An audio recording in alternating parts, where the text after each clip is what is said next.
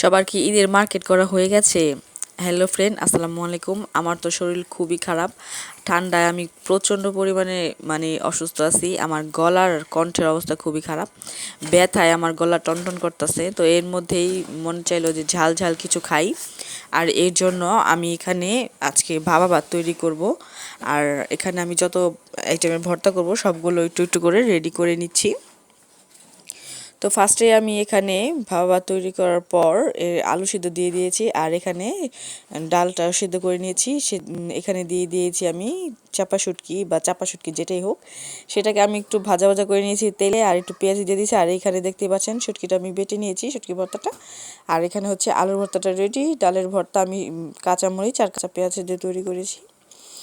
আর এটা হচ্ছে আজকে আমার ইফতারি। আর কে কে কী খাচ্ছেন ইফতারিতে অবশ্যই বলবেন, আর আমার ইফতারিটা কেমন ছিল সেটাও একটু বলবেন। সবসময় তো আপনার সাথে শেয়ার করি।